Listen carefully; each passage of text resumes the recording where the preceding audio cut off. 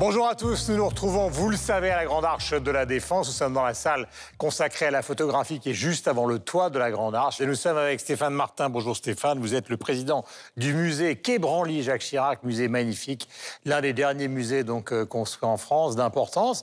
On va parler un petit peu du programme, c'est-à-dire des expositions qui sont en cours et de celles qui sont à venir. Alors commençons par celles qui touchent à leur fin.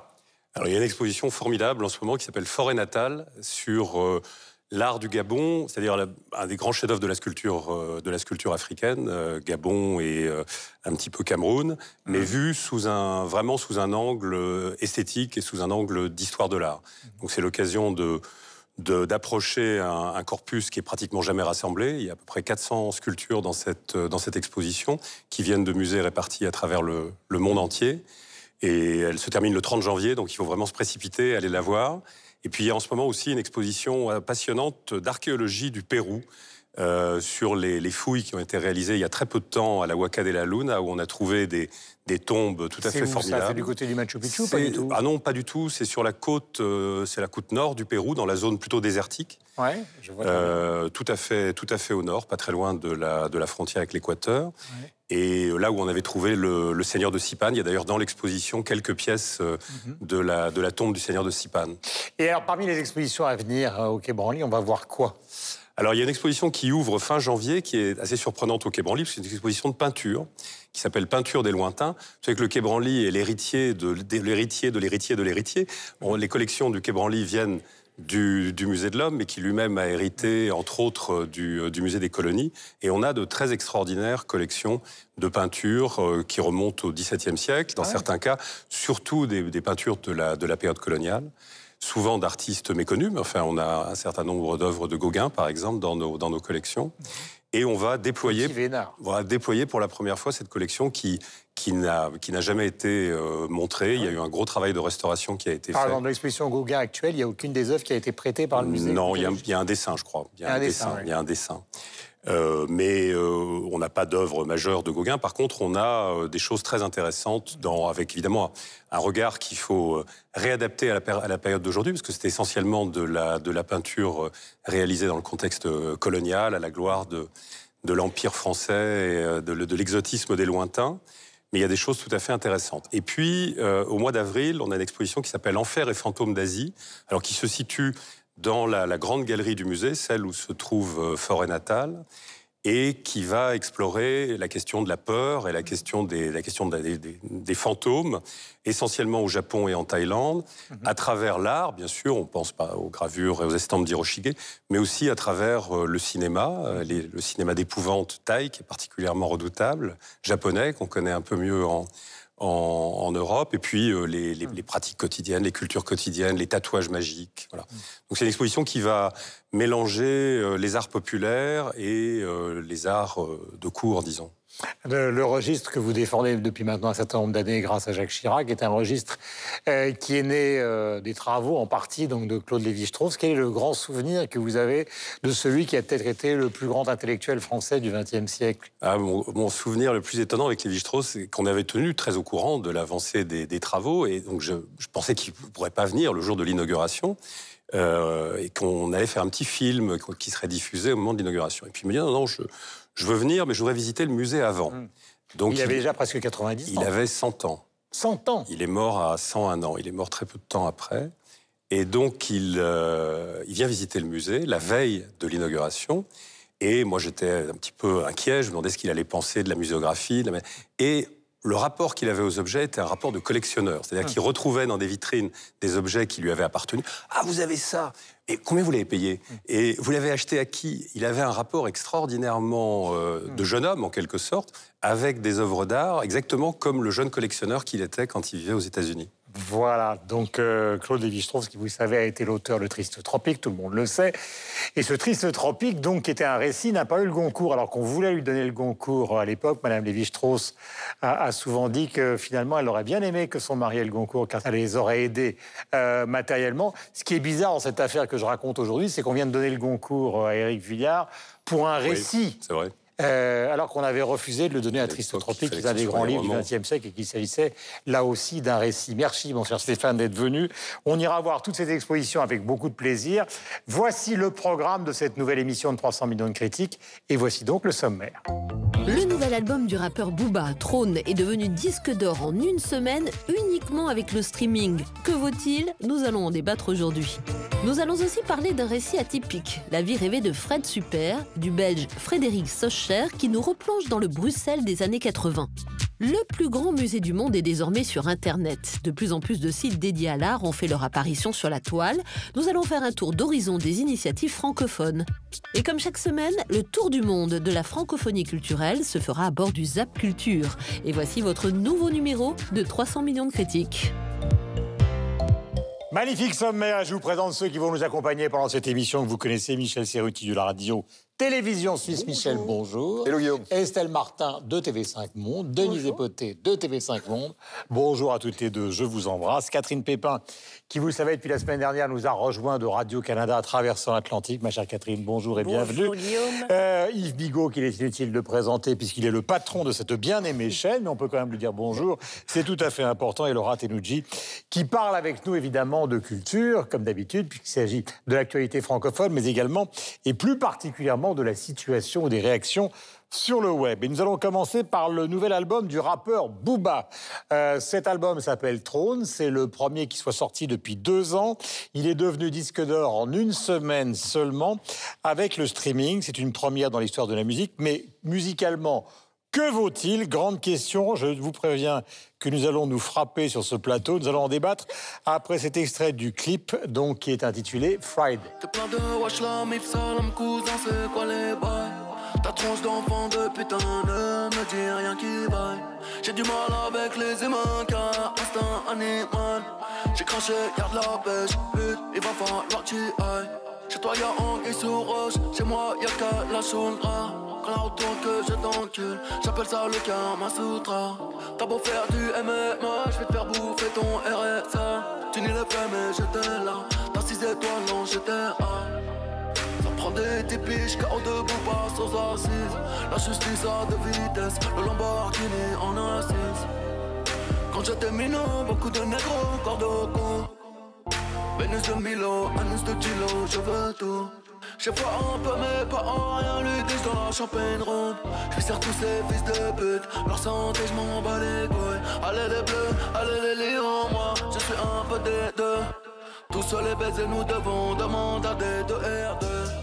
Voilà pour le clip qui s'appelle Friday. Donc Booba est-il un microcéphale de la musique ou au contraire quelqu'un qui a transformé le rap et qui lui a donné une consonance franco-américaine de grand talent? Nous allons commencer avec vous, ma chère Denise, qui est la sagesse incarnée. Ce Booba, qu'en pensez-vous? Alors moi, je n'ai pas du tout aimé. Pas du tout. Pas du tout aimé cet album, même si... une quinzaine de titres, il y a. Il y a une quinzaine de titres. L'album s'appelle Trône. Ça s'appelle Trône, c'est vrai, ça aurait dû être marquer le retour de Booba après 2 ans d'absence. Hein. La seule chanson que j'ai écoutée jusqu'au bout, c'est celle en duo avec Sidiki Diabaté, qui est un jeune rappeur malien que j'aime beaucoup. Beaucoup de talent, oui. Beaucoup de talent, c'est le fils de Toumani Diabaté, hein, qui a accompagné M dans l'album L'Amo Mali. Ce mélange de malien, de bambara surtout, parce que le malien c'est pas une langue, mais le bambara et de français est assez réussi, est sorti de cette chanson. Ce qui m'amuse, c'est pour ceux qui ne connaissent pas Denise, qui est une journaliste politique éminente, c'est que je lui parle de Booba. Déjà, la situation est absolument surréaliste. Mais en tout cas, merci de vous être jeté à l'eau, Denise, hein, parce qu'il le fallait. Rappelons que Booba est d'origine sénégalaise. Alors, qui se lance? Yves. C'est un Soninké du Sénégal, hein, Eli Yafa. Donc, je crois qu'il est né en banlieue parisienne, hein, Boulogne-Billancourt. Si je ne m'abuse, c'est d'abord le rappeur français numéro 1 depuis quelques années. C'est lui qui incarne ce genre West Coast du rap, qui est le gangsta rap. Hein, donc, comme son nom l'indique, le rap des les bagnoles, les motos, les voitures, les femmes objets. Voilà. Pour résumer un peu voilà, le propos. Ce qui est Je pense, alors très particulier, d'abord il a voilà, une popularité, vous le disiez, absolument immense, parce que comme dans le gangsta rap, il va à la confrontation d'abord avec ses collègues, hein, les clashs avec les autres rappeurs sont extrêmement nombreux, et puis on va dire, le langage qu'on devrait normalement biper tous les 3 mots vient fleurir, on va dire, son flow. C'est beau comme vous dites ça, Yves. Effectivement. Le côté directeur. Je suis d'accord avec Denise. Il y a un morceau qui est très intéressant, c'est le duo avec Sidiki Diabaté, déjà, parce que ça va aller. C'est une phrase qu'on entend tout le temps en Afrique. En Afrique et de la part des Africains. C'est un peu un leitmotiv, c'est... Grosso modo, quoi qu'il arrive et quelles que soient les galères et les péripéties, ça va aller. Mais c'est un message d'optimisme très très fort hein, qui fait que c'est toujours la vie qui prend le dessus sur tout. Après, ce qui est frappant chez Booba, qui est au départ s'est fait une réputation justement par sa très grande agressivité, c'est que je pense que la paternité, malgré tout, l'a beaucoup... calmé, voire apprivoisé. Alors...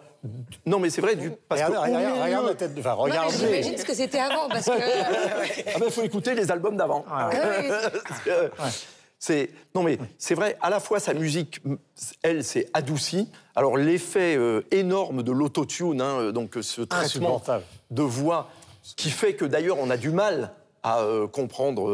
les subtilités des textes. Voilà, exactement, ce qu'il dit, parce que c'est pris dans un flow. Alors, certes, il n'est pas le premier à faire ça, et Kanye West a sans doute été un des premiers rappeurs américains à utiliser l'autotune. Pourquoi ? Parce qu'il sur un disque, il a voulu chanter alors qu'il ne sait pas chanter. Voilà, mais l'autotune, ça leur donne l'impression qu'ils chantent, en fait. Voilà, l'autotune, ça pourrait me permettre, même à moi, d'être capable de chanter. Donc, c'est vous dire si c'est quelque chose de magique.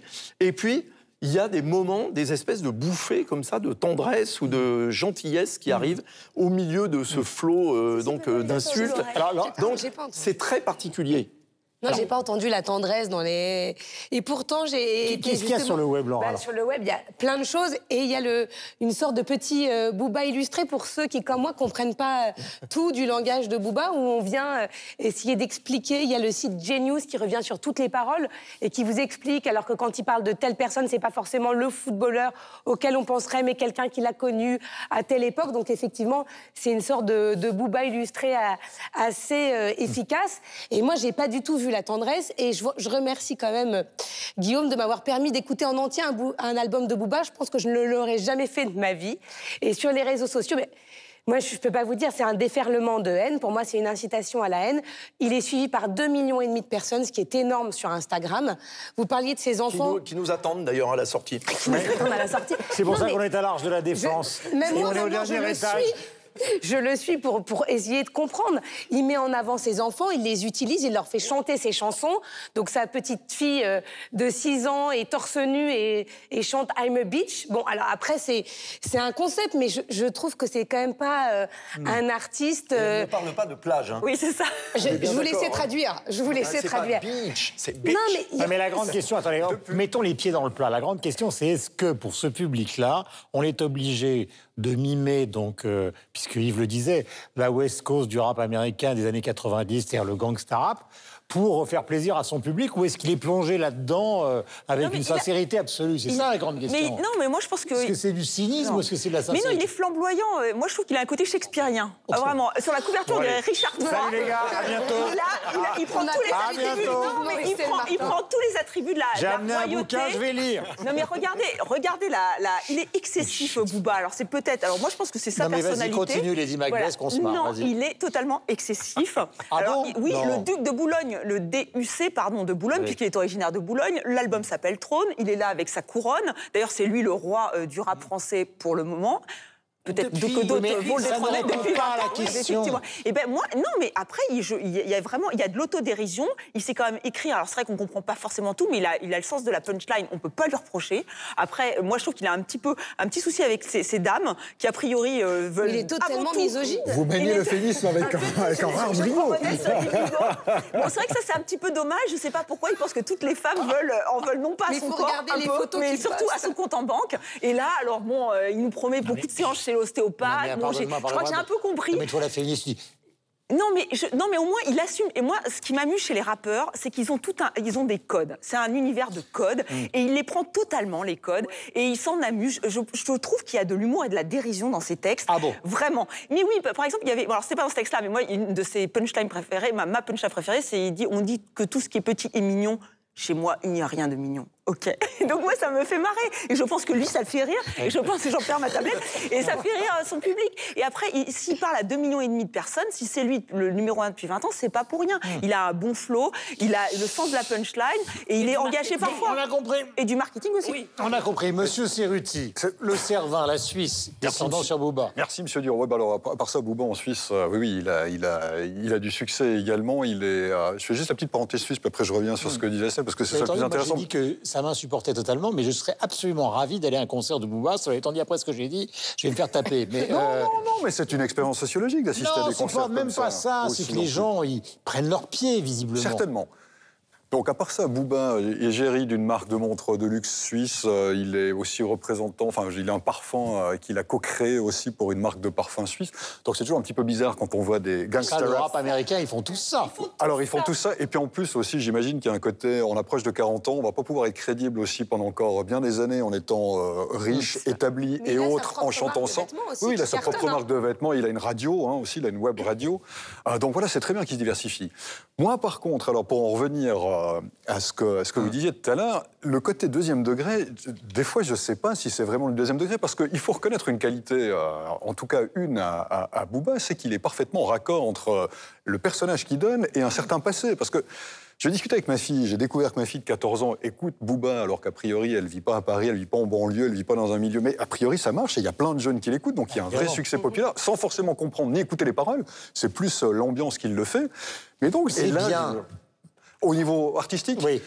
Alors, et on termine, parce que j'aurais une question à Denise. C'est bien ou c'est pas bien? Alors, de Guillaume, ton point de vue, là, toi qui aimes la musique noire américaine, ton Booba est une version française. Alors, à mon point de vue, alors personnellement, moi j'arrive pas à écouter ça pour deux raisons. D'abord, l'autotune m'insupporte à un point, mais épouvantable, parce que ça cache la voix et ça cache d'une certaine manière les défauts d'une qualité de voix. Et puis c'est vrai que paradoxalement, on comprend pas les paroles. Et c'est compliqué de comprendre ce qu'il chante. Quand on le lit, c'est clair, mais quand on l'écoute, c'est compliqué de comprendre. Est-ce qu'il reste quelque chose d'africain dans ce que vous avez entendu? Rien du tout. Elle me regarde, il y a un air effaré. Rien du tout. Pour qui il se prend ce pauvre Durand? Il y a quand même des sonorités. Rien du tout. Mais sauf pour ça va aller. Il n'y a que là qu'on retrouve l'Afrique. Oui, où il parle du coupé décalé d'ailleurs. Hein. Voilà, parce que c'est Sidiki qui porte ça, mais c'est pas Booba. Parce que c'est Sidiki qui parle en bambara, c'est pas Booba parle en français, qui est inaudible d'ailleurs. Donc les sonorités africaines, elles sont portées par Sidiki. Ce que je voudrais signaler aussi, c'est que dans le monde de la musique pop, aujourd'hui, Yves va me le confirmer, mais on va continuer la conversation, le rap a de très très loin dépassé tout ce qui est folk, rock et pop, etc. Ça marche très bien. Les ventes mondiales de disques sont totalement dominées par le rap. Vous qui êtes, Catherine, de l'autre côté... Alors, le succès de Booba n'a pas traversé l'Atlantique. On le connaît très très peu. C'est un Pourtant, phénomène il vit aux États-Unis maintenant. Hexagonal. Via Miami, oui. je crois. Oui, mais son public est en France, avant tout. Je ne pense pas qu'il soit très connu aux États-Unis non plus. Peut-être parmi ses copains de Miami. Les rappeurs, ils le citent aussi, enfin les Québécois, les rappeurs québécois. Non, mais c'est vrai, ils se connaissent tous entre eux. Damso, par exemple, qui est belge, il a été soutenu par Booba, et c'était les Dead Obies. Les Dead Obies. On parlait ils connaissent en tout cas. Qu'est-ce Catherine? Pardon. Je vais faire mon Booba. Alors, lorsqu'on comprend les textes et qu'on passe par-dessus l'autotune qui, effectivement, noie la plupart des chansons, il y a quand même des éclats littéraires auxquels il faut prêter attention. Moi, des lignes comme « un noir pendu dans ma rétine, du sang d'esclave sur ma tétine », ça me parle, je trouve ça très puissant. Il y a des échos de Strange Fruit, par exemple, cette chanson de Billie Holiday, extrêmement poignante. Et j'ai trouvé mon compte dans certains petits éclats comme ça, des chansons de Booba sur cet album. Dernier point, Yves, globalement, justement, le rap domine totalement la scène mondiale de la musique pop. Au fond, pour quelles raisons? Parce que ça reste le seul endroit transgressif et Booba en serait une illustration? Alors d'une part, et puis parce que ce sont toujours, depuis un siècle maintenant, les musiques noires qui sont à l'avant-garde. pour des raisons à la fois rythmiques et des raisons bêtement aventureuses, simplement parce que déjà au début des années 90, Pete Townshend, le leader des Who, avait dit « Le rock, c'est fini, maintenant le rock, c'est le rap ».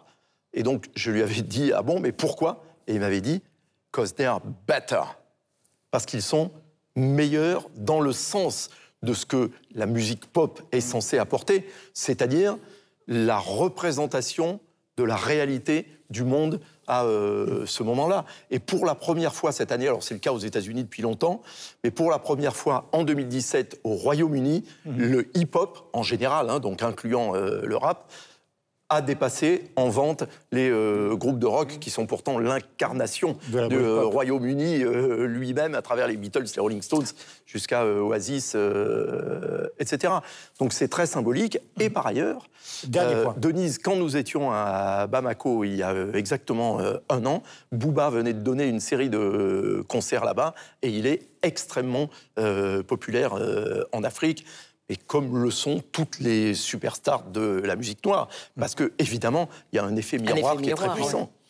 Merci Yves et merci Denise d'être venue nous voir parler de Booba. On se retrouve la semaine prochaine. Nous allons maintenant parler d'un récit atypique, La vie rêvée de Fred Super, par l'auteur et réalisateur belge qui s'appelle Frédéric Seucher et qui nous replonge dans le Bruxelles des années 80. Nous en parlons après un extrait de son entretien dans le 64 minutes de TV5 Monde. Voici. Le livre raconte cette enfance, cette adolescence, mais j'ai la faiblesse de penser qu'à travers mon cas personnel, on peut parler d'autre chose, c'est-à-dire de la Belgique des années 80. Ouais. Et là, il y a quelque chose, il y a une effervescence. Au niveau de la chanson, il y a plein de choses qui se passent. Il se trouve que mon père, effectivement, est écrivain, et donc il avait quand même Pierre Mertens, qui est un des écrivains belges les plus connus. Ouais. Et ça, on me l'a rapporté, évidemment, je ne pouvais pas m'en souvenir. Que quand il m'aurait vu, il m'a dit « il sera écrivain », et que ma mère aurait dit « surtout pas ça ». Et donc, je raconte plein d'histoires sur Amélie Nothomb, par exemple, qui a été l'étudiante de mon père, qui était prof de philo. Et comment tout ça, ce petit milieu, parce que Bruxelles, c'est très petit, en fait, tout le monde se connaît, et comment ça interagit, et comment il y a plein d'histoires. Il y a des histoires incroyables. Par exemple, si on parle de la politique belge, le Premier ministre belge, ex-Premier ministre, est enlevé. Et après, quand on le retrouve, il fait une conférence de presse. La conférence de presse est enregistrée, elle donne lieu à une chanson, parce qu'elle est récupérée, samplée, ça devient numéro 1 au hit parade en Belgique. Et VDB, le Premier ministre, demande des droits d'auteur pour les paroles. Voilà, bonjour Pascal. Bonjour. Magnifique tenue, l'Écosse, les profondeurs, les Landes. Pourtant, c'est français, hein. Voilà. La vie rêvée de Fred, ça vous concerne, car il s'agit d'un réalisateur belge. Oui. Est-ce que vous pouvez nous raconter en gros de quoi il s'agit? Oui. Et après, nous allons en parler. Alors, Frédéric Seucher, moi je le connais bien. Vous savez, la Belgique, c'est très petit, donc on s'est beaucoup croisés à Bruxelles, à Paris, à Cannes. Son père était mon prof de philo, mon père était son avocat, enfin bref. Voilà. C'est ça la Belgique. Bon. En 2002-2003... Est-ce que vous avez le recul suffisant pour parler de cet auteur? Je le dis, comme ça je suis tout de suite suspecte.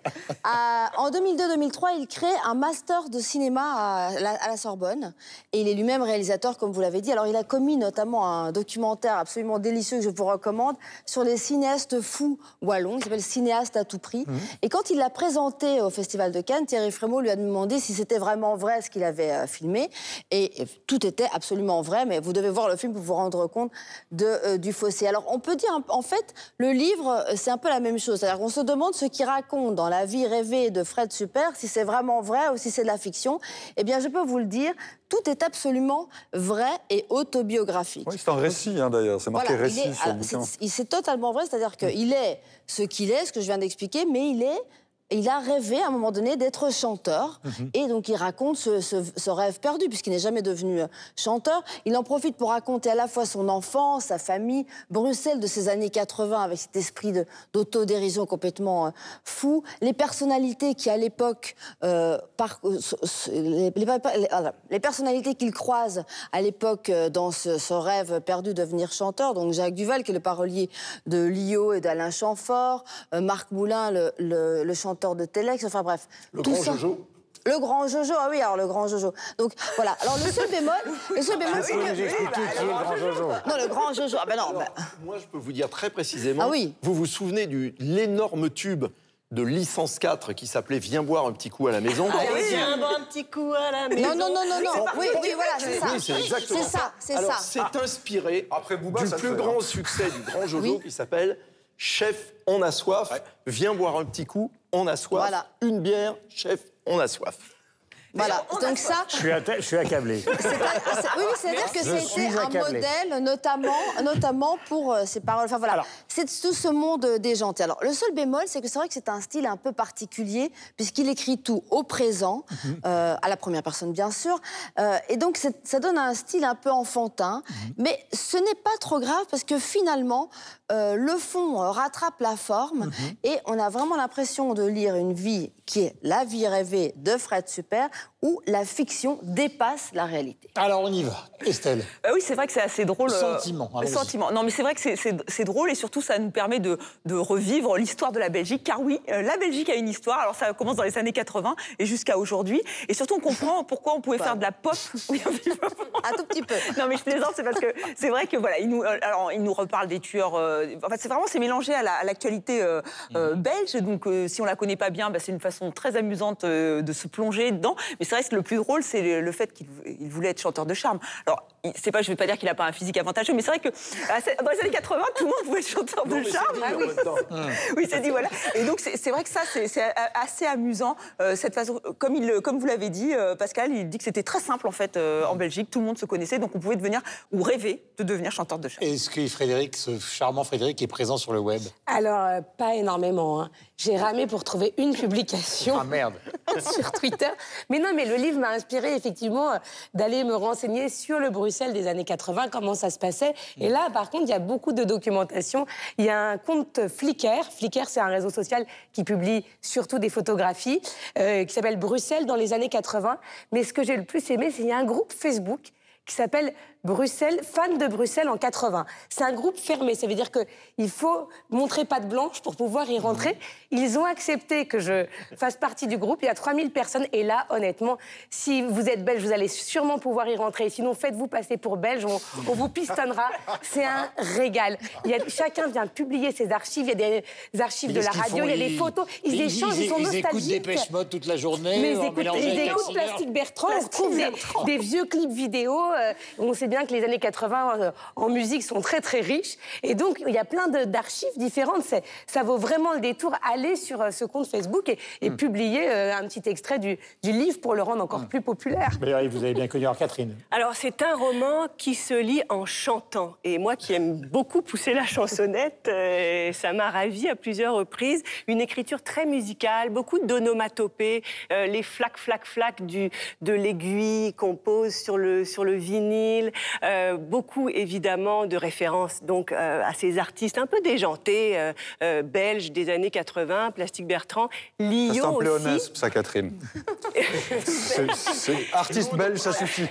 Le génial Lou de Prague. Mais Lio... Lou and the Hollywood Bananas, le mec qui a fait un disque avec le pape et qui est le producteur, c'est lui en réalité qui chante sa plate pour moi. Plastic Bertrand, on l'a envoyé faire les télés, mais c'est Lou qui chante. C'est un personnage incroyable à Bruxelles. Et alors, ça m'a permis de découvrir le sens caché derrière Banana Split, que j'ignorais. Oui, c'est comme les sucettes de France Gall. Mais c'est pire que les sucettes de France Gall. Pire. La crème chantilly. J'ignorais que Booba pourrait chanter Banana Split. Moi, naïve, mais j'ignorais totalement ce sens. Et elle était très jeune, Lio, d'ailleurs, quand elle chantait cette chanson-là. Avec beaucoup de conviction. Bon, alors, je vais faire l'intello de service, ça tombe bien parce qu'on l'a tout dit avant. Et en réalité, j'ai lu ce livre avec beaucoup de plaisir, mais quand même quelques points d'interrogation, parce que je me disais, c'est quoi cet ovni? Parce que c'est quand même un tout petit peu un ovni au niveau littéraire, au niveau de ce que ça raconte et tout. Après, j'ai fait quelques recherches sur Frédéric Scheucher. Et puis, je savais qu'il était cinéaste, mais voilà, sans beaucoup savoir. Et je suis tombé sur un article de l'Humanité dans lequel il s'exprimait et il racontait à propos de ses documentaires. Et franchement, je vais vous lire quelques phrases et vous pouvez changer documentaire et mettre livre à la place. Et c'est exactement ça. Et ça explique complètement sa démarche. Il faut savoir aussi, je dis encore ça, que Frédéric Scheucher a étudié le cinéma, notamment avec Jean Rouch, et qui a vraiment cette filiation au niveau du documentaire, au niveau de sociologie, ethnologie, et de ce fameux mentir vrai, de recréer une fiction réelle. Et alors la phrase? Et la phrase, il disait la suivante, il disait « Tous les documentaires sont une forme de fiction.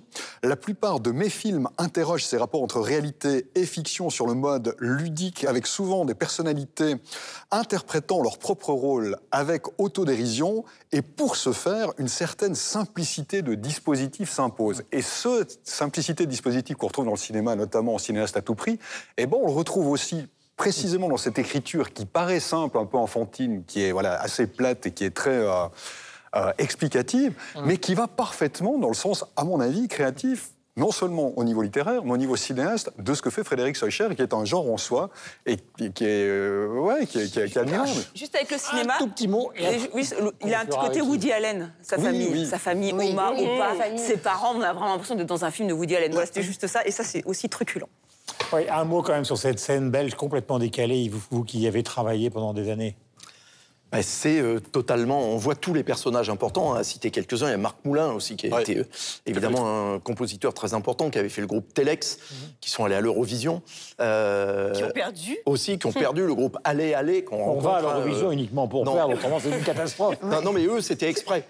Ce qui est quand même assez rare. Ils sont arrivés derniers. Avec une chanson leur renommée. Avec une chanson sur l'Eurovision en plus. Oui, Eurovision, ta ta ta ta. Il y a des chanteuses ici, en fait.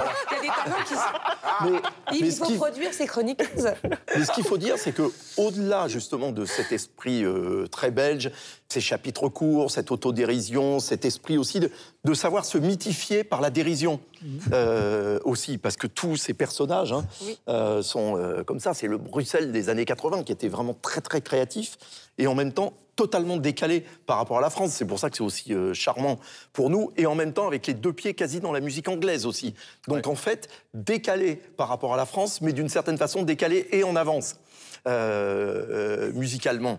Donc c'est tout à fait intéressant. Mais ce qu'il faut dire, c'est que par ailleurs, Frédéric Schœlcher, c'est quelqu'un d'extrêmement sérieux. C'est un staccanoviste qui a écrit un nombre de livres théoriques sur le cinéma absolument incroyable. C'est lui qui a fait, alors vous avez mentionné Pascal, cinéaste à tout prix, qui était en compétition officielle à Cannes en 2004, mais il a fait aussi Hitler à Hollywood, qui là est une fiction, mais dont on a beaucoup parlé, parce que le titre déjà est attirant, on va dire. Voilà, c'est interpellant. Et puis, il enseigne un master professionnel sur le cinéma à Paris 1, Sorbonne.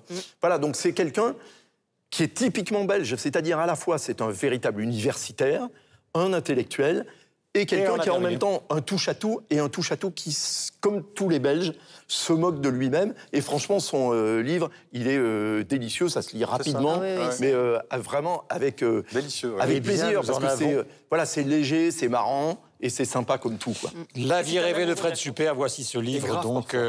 du Belge Frédéric Schœlcher. Merci mille fois à tous. Comme toutes les semaines, nous allons passer aux Zap Culture. Nous allons faire un tour ensemble de l'actualité culturelle francophone. Mon chéri, on se retrouve bientôt. Mon héritage, mon hérésie, ma douce folie, nos utopies, soleil de la conscience qui conduisent à l'intraitable beauté du monde. J'appelle poésie. La vie qui passe, le temps qui lasse. Temporel raconte l'histoire d'un homme qui se remémore les épisodes marquants de sa vie, dont son grand amour. Est-ce que l'amour peut perdurer au-delà du temps? Temporel est un mariage inédit et réussi entre le cirque, le théâtre, la danse et la musique, le tout mis en valeur par des projections numériques. Ces 5 années de collaboration avec le rappeur Dizzy ont mis la Valaisanne sous les feux de la rampe. Très vite, cet ex-professeur d'art visuel travaille avec d'autres artistes comme le mythique groupe de rap français La Caution. Ces pochettes ont été pensées pour être touchées, dépliées. Ce sont avant tout des objets et non des tableaux. Avec In the Fade, elle est revenue sur sa terre natale et joue dans sa langue maternelle. Diane Kruger a sans doute franchi un nouveau cap. Human Flow contient de nombreuses séquences très fortes aux côtés de ces milliers d'humains brisés par l'exil, comme cet homme qui a perdu 5 membres de sa famille dans son long voyage vers une vie meilleure.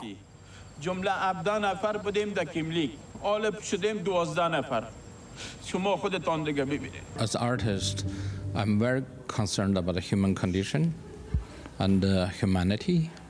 Sur les quelques 450 chansons de Pierre Perret, les Ogres de Barbac ont réorchestré 15 titres. Je crois que ce qui me caractérise, c'est l'indépendance que j'ai eue toute ma vie et la liberté. Arrivaient des Somalis, Lili, dans un bateau plein d'émigrés qui venaient tous de leur plein gré vider les poubelles à Paris. Troisième sujet après donc le Zap Culture, peut-être que le plus grand musée du monde est désormais sur Internet. De plus en plus de sites dédiés à l'art ont fait leur apparition sur la toile. En plus, il y a les sites des musées. Nous allons faire un tour d'horizon des différentes initiatives francophones après ce sujet que vous avez réalisé, Laura, pour Télématin sur le site qui s'appelle The Red List. Nous regardons.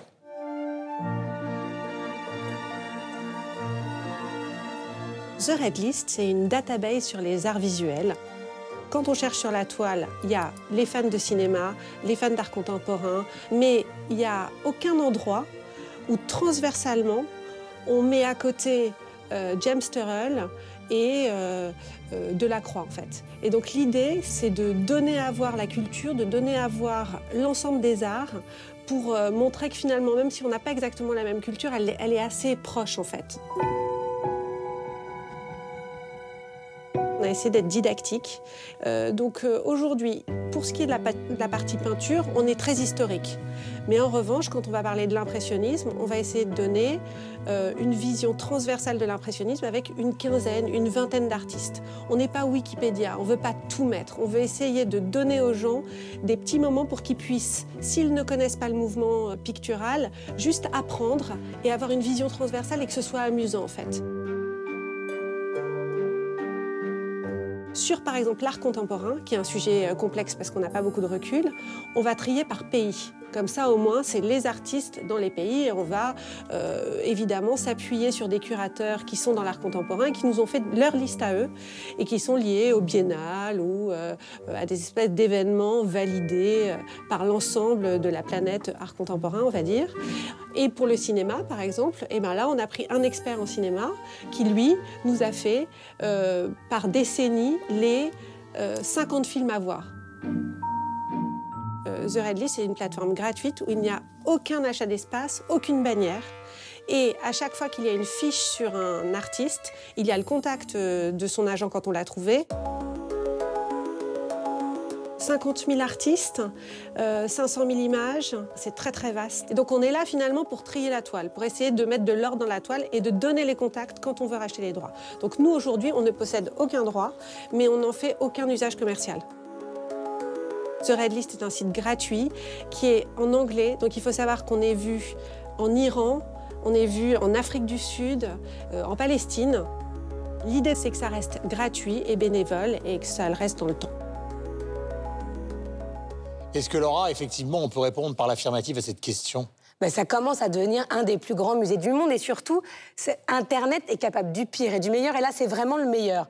Et The Red List, qu'on a vu dans le sujet, qui est créé par une Française qui a son job à côté et qui fait ça totalement bénévolement, s'est dit finalement la culture, la lecture, ça aide à élever les jeunes et c'est un bon moyen de faire connaître à ceux qui n'ont pas forcément accès aux musées et à la lecture et aux œuvres de manière générale, ces œuvres-là de manière très ludique. Donc oui, c'est un grand musée, ça s'adresse à tout le monde. The Red List, c'est la première plateforme d'art visuel, donc se croisent des photographes, des architectes, des peintres, de l'impressionnisme, de l'art contemporain. On peut y aller... Mais qu'est-ce qu'elle fait ? Elle prend des œuvres et elle les explique. Non, c'est là où je trouve qu'il y a un bémol, enfin, Laura, parce que je trouve que c'est très beau visuellement. Mais en fait, finalement, il y a beaucoup d'images. Hein, vraiment, c'est très, très beau, mais il y a peu d'explications. Et en anglais. Alors après, ce qui est intéressant, c'est que ça croise les différents domaines. Mais on voit les œuvres, ça oui, on voit les œuvres. Mais c'est classé comment ? Et c'est classé par époque, ou par peintre, ou il y a plusieurs manières d'accéder à l'œuvre. Si on fait une recherche sur Delacroix, on peut taper le nom de Delacroix et tomber sur les différentes peintures. Effectivement, je suis d'accord, Estelle, c'est assez succinct, mais ça s'adresse au grand public. Donc l'idée, c'est pas tout de suite d'effrayer avec un bloc de renseignements. Et le web permet ça. C'est-à-dire si on a été intéressé et on s'est passionné pour un des artistes plus ou moins connus, on peut aller trouver d'autres informations sur cet artiste, aller voir des expositions. C'est en anglais, elle l'explique, elle dit, voilà, j'ai voulu m'adresser au plus grand nombre et comme il y a beaucoup d'images, j'ai choisi la langue anglaise. Mais comment elle paye les droits ? Parce que la plupart des œuvres qu'elle montre viennent des grands musées du monde. Alors, elle a le droit de les utiliser Eldorado de la Méduse. son site est entièrement gratuit, donc elle n'utilise pas les œuvres à des fins commerciales. Après, si d'autres personnes réutilisent ces œuvres, ils devront payer des droits. Mais elle n'a pas de problème. Par exemple, forcément, il y a les Demoiselles d'Avignon, donc elle a obtenu l'autorisation du MoMA. Elle peut diffuser les œuvres à partir du moment où elle ne l'utilise pas de manière commerciale. Elle ne s'en sert pas. Et après, il y a d'autres sites dans le même esprit. En français, il y a contemporain.com, artannuaire.net, qui sont des sites absolument exceptionnels et qui permettent d'avoir un autre point de vue sur l'art et d'initier. Parce que là, ici, on parle entre nous, on connaît bien, mais quand un jeune tombe sur ces sites-là et fait une recherche, ça peut lui donner envie d'aller découvrir d'autres artistes. Quel est mieux? Moi, j'aime beaucoup. Je trouve que The Ready, c'est assez innovant et ça va se déployer. Et le artannuaire.net est exceptionnel aussi. Alors, qui en pense quoi? Alors, j'ai fouillé, j'ai essayé de trouver des équivalences chez nous au Canada. Vous avez Internet au Canada? On commence, c'est tout nouveau. Non, à vrai dire, il y a une base de données du Centre de l'art contemporain canadien qui existe depuis 1997. Quand même. Donc ça fait plus de 20 ans. C'est une énorme base de données, plus de 67 000 œuvres qui sont répertoriées. C'est une vitrine extraordinaire, bien sûr, pour les artistes contemporains, mais je trouve qu'on peut facilement se perdre là-dedans, à moins de chercher quelque chose de spécifique. Par contre, mais là aussi, c'est classé par œuvre, par pays, ou c'est simplement le Canada? C'est simplement le Canada. On peut faire une recherche, par exemple, auprès des artistes inuits, artistes autochtones, voilà. Mais on parle uniquement d'artistes contemporains, avec une petite fiche biographique canadien, à travers 65 000. tout le pays. 67 000 œuvres. 67, œuvres. Œuvres répertoriées. Moi, ce qui m'intéresse, ce sont davantage lorsque les musées offrent des visites guidées virtuelles. À ce moment-là, on est pris par la main et... C'est la visite avec un guide. Voilà, exactement. Et il y a un musée montréalais que j'aime beaucoup, qui est un musée d'histoire sociale, qui s'appelle le musée McCord, qui fait ça, qui propose des visites de ses œuvres sur le thème du féminisme, par exemple. Alors, il y a toutes sortes de sujets comme ça, et ça permet d'entrer dans le répertoire. Mais Monsieur Suisse, Fondation Musée, qui a de nombreux musées et fondations en Suisse. Oui, mais nombreux. Mais par contre, nombreux, mais par contre... je trouve que l'offre sur Internet, alors elle est existante, c'est pas le problème. Vous trouvez plein de choses au niveau des expositions, au niveau des offres cataloguées ou autres, mais ce type de plus-value qu'on trouve dans ce qu'expliquait et le livre CHU, mais c'est pas grave, qu'expliquait Catherine, ou alors sur un autre site français qui est très bien, qui est celui du Musée des Beaux-Arts de Lyon. Et je le trouve un petit peu... Vous le trouvez pas un peu trop...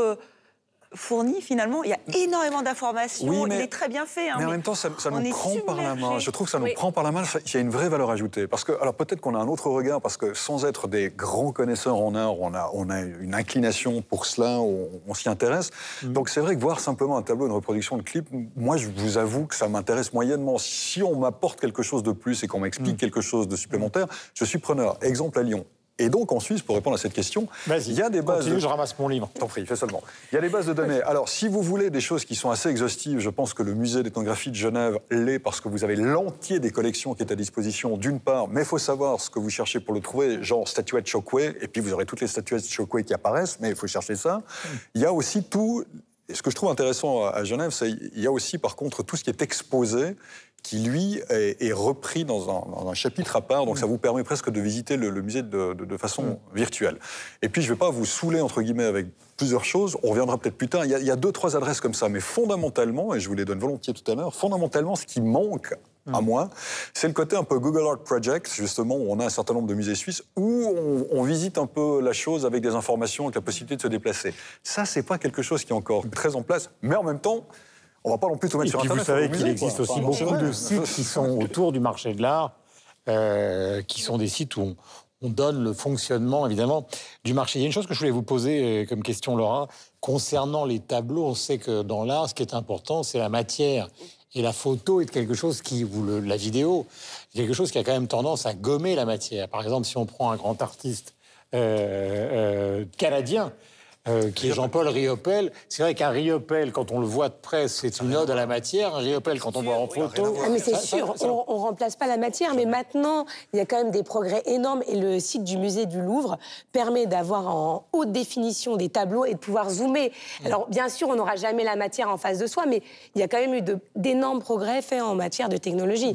C'est une première approche. L'idée, c'est pas de remplacer une vraie visite au musée, c'est de donner envie à des plus jeunes de découvrir des artistes et au départ, peut-être juste avec un coup de foot visuel, effectivement, et après, d'aller se renseigner et d'aller aux expos et au musée. C'est un appât. Voilà, Mademoiselle l'Écossaise, version belge. Donc, en Belgique, mon cher Guillaume, il y a effectivement un certain nombre d'initiatives. Alors, il y a d'abord une plateforme virtuelle qui s'appelle galerie.be, qui est une galerie privée, mais qui a le soutien des autorités, notamment la Fédération Wallonie-Bruxelles et la COCOF, les Bruxellois francophones, et qui répertorie tous les artistes belges ou ayant un lien avec la Belgique. Alors, c'est soit par ordre alphabétique, soit par art, c'est-à-dire il y a sculpture, peinture, etc. Donc ça permet une recherche quand même assez particulière, assez précise. Pour la Belgique, mais il n'y a comme pas, classement. voilà, mais il n'y a pas de décryptage, c'est-à-dire qu'il n'y a pas de commentaires. C'est vraiment un catalogue. L'autre initiative, c'est le Musée royal des Beaux-Arts, qui lui aussi a décidé de mettre en ligne les pièces principales du 15e au 21e, et c'est un choix. Et là, on peut faire une recherche plus particulière, puisque c'est par site de fouille, par époque, par artiste. Donc ça existe partout, en fait, maintenant.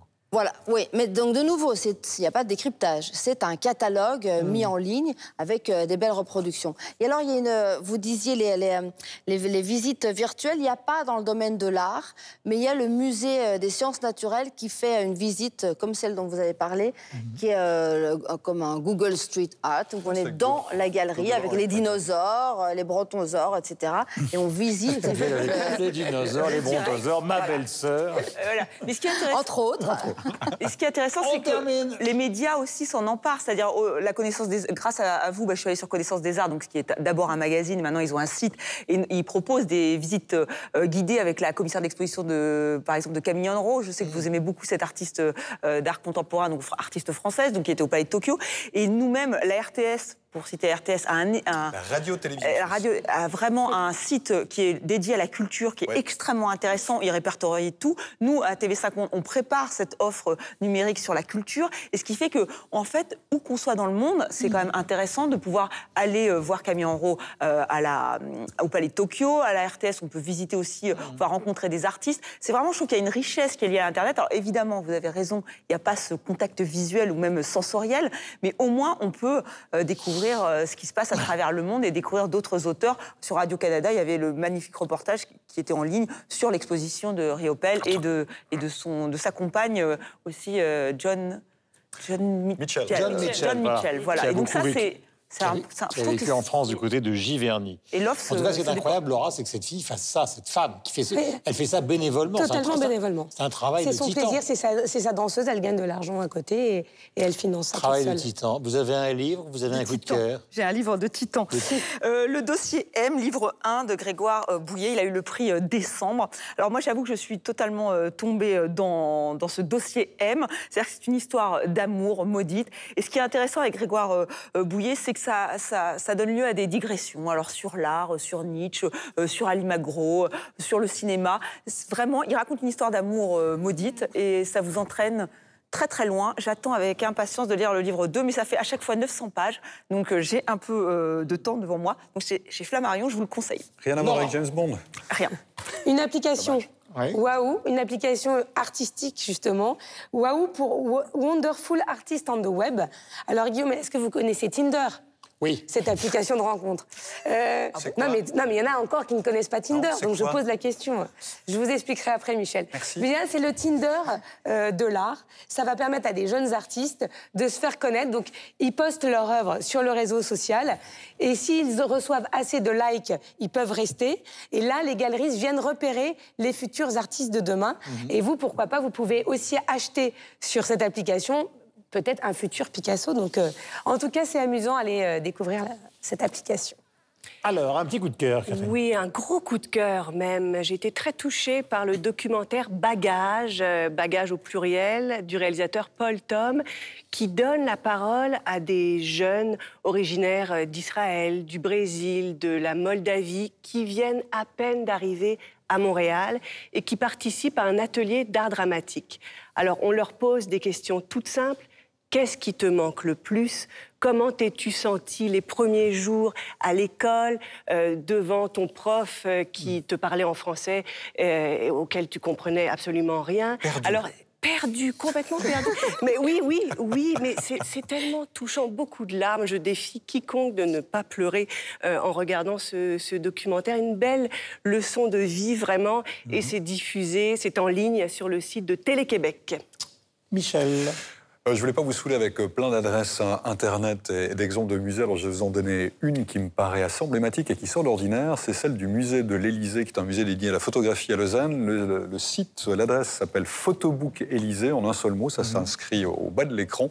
Et je trouve que là, alors justement, l'initiative est originale, parce que le musée digitalise, continue de le faire, numérise un certain nombre de livres de photographie qui sont mis en ligne. Alors, il y en a certains qu'on ne peut pas consulter parce qu'on n'a pas les droits, mais il y en a une grande partie pour lesquelles on a les droits. Et donc, vous pouvez consulter des bouquins qu'on ne trouve plus ou qu'on trouve dans des librairies pour autant qu'on va les emprunter. C'est passionnant. Voilà, il y a des bouquins, je ne sais pas, sur Edward Weston, sur Douaneau, sur Marcel Ibzand, sur qui vous voulez. Et vous pouvez les feuilleter. Alors, c'était digitalisé avec une qualité extraordinaire. Et ils sont accessibles à tous. Photobookelysée.ca. Ça, c'est vraiment, je trouve, une offre supplémentaire par rapport aux photographies que propose le musée. Ma chère Pascal. Alors, mon coup de cœur est une pièce de théâtre qui s'appelle Meilleurs alliés. C'est l'histoire d'un dialogue reconstitué entre Charles de Gaulle et Winston Churchill à la veille du débarquement. Charles de Gaulle est furieux puisqu'il l'apprend et il négocie avec Churchill son soutien et notamment le message à la BBC du 6 juin. Alors Pascal Razan et Michel de Warzé interprètent ces deux monstres sacrés français et ce sont deux comédiens belges. Alors la pièce a cartonné à Paris, elle arrive mi-janvier jusqu'à mi-février à Bruxelles et puis elle fait une tournée internationale au Liban et en Chine. Voilà, je terminerai avec Only Terror. Ça n'a rien de francophone, mais après tout, Andy Warhol règne sur le monde, en tout cas règne historiquement sur le monde de la création contemporaine, puisque vient d'en parler, bien qu'il soit disparu. Ça s'appelle Andy Warhol Confidentiel. C'est une biographie qui a été écrite par Bob Colacello. C'est pour ça que je lis sérieusement, parce qu'autrement, je vais me tromper dans le nom. C'est chez Séguier. Ce qui est intéressant, c'est que c'est donc un zombie qui est devenu le patron d'Interview, la revue célèbre d'Andy Warhol.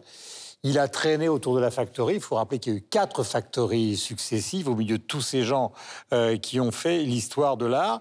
Et c'est pas une biographie, ça raconte au jour le jour ce qu'ils font. Déjeuner, dîner, travail, etc.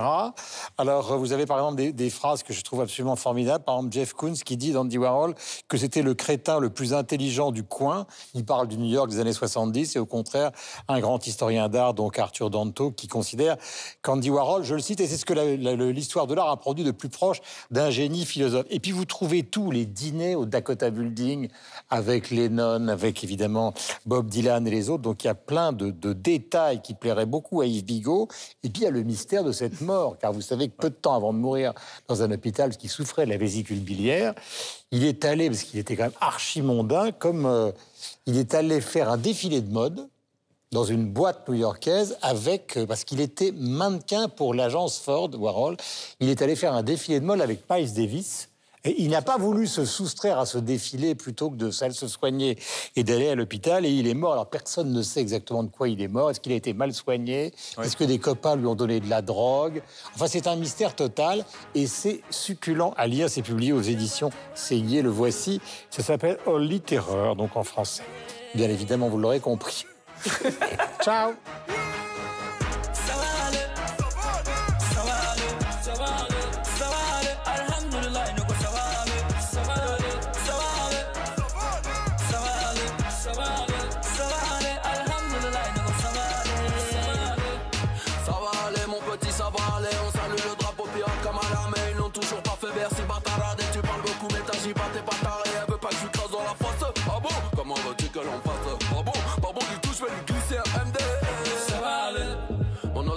Mon honneur sur la gâchette, bang bang bang. Je lui ai cassé le dos, j'ai pas pris son 07.